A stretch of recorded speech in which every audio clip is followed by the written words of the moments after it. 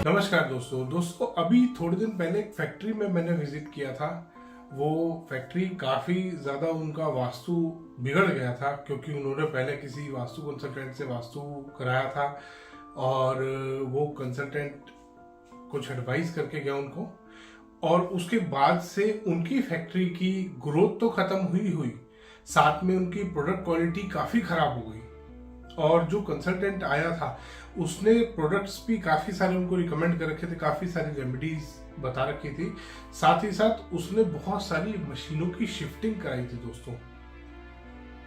क्योंकि फायर वाली एक मशीन थी जिसमें फायर का इस्तेमाल होता था, वो मशीन उनकी फैक्ट्री की मेन मशीन थी और सबसे बड़ी और हैवी मशीन थी। वो उसको वास्तु कंसल्टेंट ने साउथ ईस्ट डायरेक्शन में करा दिए क्योंकि वो फायर वाली मशीन है।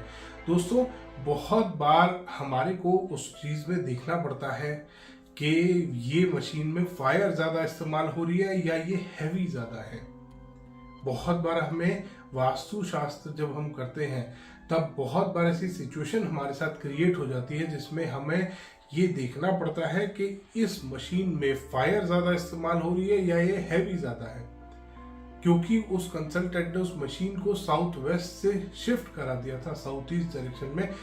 फायर की वजह से दोस्तों उनकी फैक्ट्री में स्टेबिलिटी जीरो हो गई थी क्योंकि वो उनकी फैक्ट्री की मेन मशीन थी और वो सबसे भारी मशीन थी दोस्तों, और वो उसने साउथ वेस्ट से शिफ्ट करा दी। दूसरा उसने गड़बड़ ये करी वास्तु कंसल्टेंट ने, उसने ओनर को तो साउथ वेस्ट से बिठा दिया, बट उस दिन से ओनर के पास जब भी कोई आता था वो पूरी फैक्ट्री में घूम के आता था।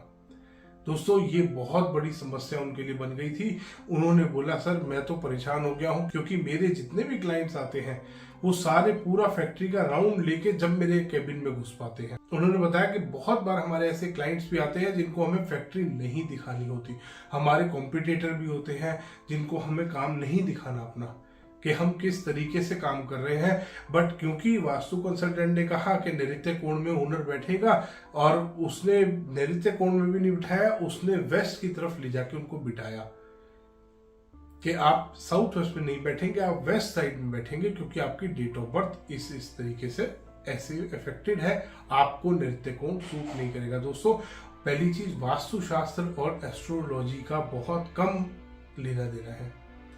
ऐसा नहीं है कि वास्तु शास्त्र एस्ट्रोलॉजी पे पूरा बेस्ड है। उस कंसल्टेंट ने इसी हिसाब से उनका वास्तु किया। उसने नॉर्थ ईस्ट में उनके फैक्ट्री में एक बहुत भारी वाटर फाउंटेन लगवा दिया। दोस्तों ये भी एक बहुत मेजर डिफेक्ट बनता है, और वाटर फाउंटेन नहीं था, वो वाटरफॉल लगवाया उन्होंने, और वो काफी हैवी स्ट्रक्चर बनवा दिया, पत्थर का फाउंटेन बनवा दिया और उसमें पीछे से पानी ऊपर चढ़ रहा है, आगे से नीचे गिर रहा है, इस तरीके से फाउंटेन बना दिया। दोस्तों उनकी ग्रोथ जीरो हो चुकी थी, उनको प्रोडक्ट क्वालिटी खराब हो चुकी थी, और साथ ही साथ उनके जो टेंडर उनको मिले हुए थे वो भी छिनने शुरू हो गए थे। तो आपने भी अगर कहीं किसी कंसल्टेंट से वास्तु कराया है और उसके बाद से आपको ग्रोथ नहीं मिल रही है अपने काम में या काम रुक गया है, तो दोस्तों सेकंड एडवाइस जरूर लें। हो सकता है आपके वास्तु कंसल्टेंट ने कहीं ना कहीं कोई कमी छोड़ दी हो, या कई बार वास्तु कंसल्टेंट समझ नहीं पाते कि ये मशीनरी को किधर प्लेस करें। इसी तरीके से एक और मेरे पास केस आया था कलकत्ता में दोस्तों, वहां पर मशीन के नीचे एक पिट बनता था।